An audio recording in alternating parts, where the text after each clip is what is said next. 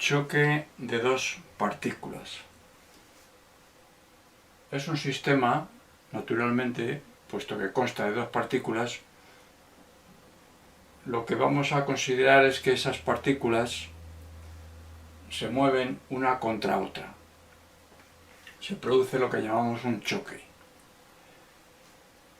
En ese fenómeno vamos a tener en cuenta únicamente las velocidades de traslación. Si aparecen giros, van a ser despreciables.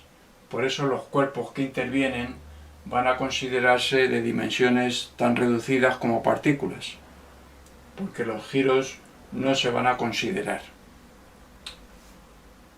Luego entonces, antes y después del choque, los giros que pudieran aparecer no van a considerarse. Vamos a tener en cuenta dos etapas en el choque. Una primera etapa que va desde que los cuerpos entran en contacto hasta adquirir la deformación máxima. Porque claro, al entrar en contacto uno contra otro se van a deformar. La deformación máxima se adquiere en la primera etapa. Y una segunda etapa que va desde la deformación máxima hasta que se separan. Ese sería el caso en el que se separen si adquieren la forma inicial, o sea, si recuperan totalmente la forma inicial en esta segunda etapa hasta la separación. Los vamos a llamar cuerpos elásticos.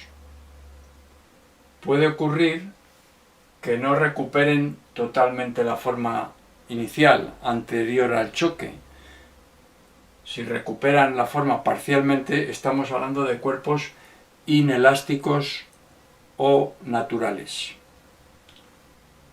Y hay un tercer caso en el que los cuerpos mantienen la deformación adquirida en la primera etapa y continúan pegados. En ese caso estamos hablando de cuerpos plásticos. Las fuerzas que intervienen en el choque son fuerzas internas. Naturalmente puede haber fuerzas exteriores, pero las fuerzas internas entre una partícula y otra, que vamos a llamar fuerzas de percusión, son suficientemente grandes como para que las fuerzas externas que pudiera haber sean despreciables en este fenómeno. Estas fuerzas internas son naturalmente acción y reacción. Por ejemplo, la partícula 1 actúa contra la partícula 2, la fuerza F1 que produce la partícula 1 en la 2 es exactamente igual y contraria que la fuerza F2 que produce la partícula 2 sobre la 1. Vamos a considerar que la superficie de contacto es completamente lisa, o sea que no se va a producir ningún rozamiento. La cantidad de movimiento que se produce en este evento, en este fenómeno de choque de dos partículas, vamos a ver que es nula. O sea que antes y después del choque la cantidad de movimiento es la misma, no cambia. Si consideramos que la cantidad de movimiento de cada una de las partículas es m sub i por v sub i,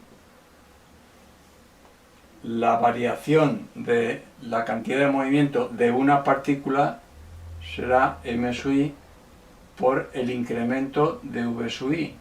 Las masas, como siempre, no cambian. Eso será igual a el impulso, que es f sub i por el incremento de t.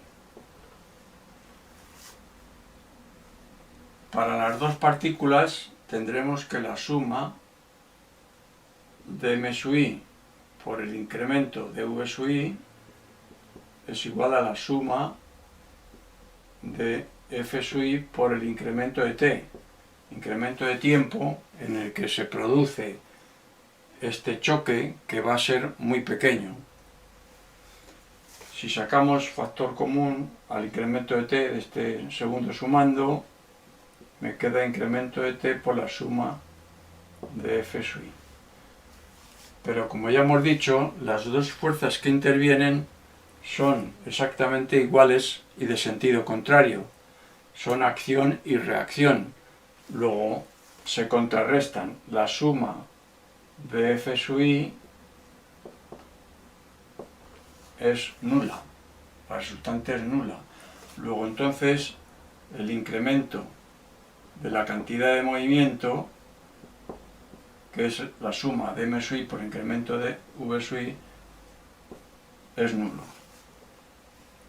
Luego la cantidad de movimiento permanece constante en el choque en cualquier tipo de cuerpos, ya sean elásticos, inelásticos o naturales, o plásticos.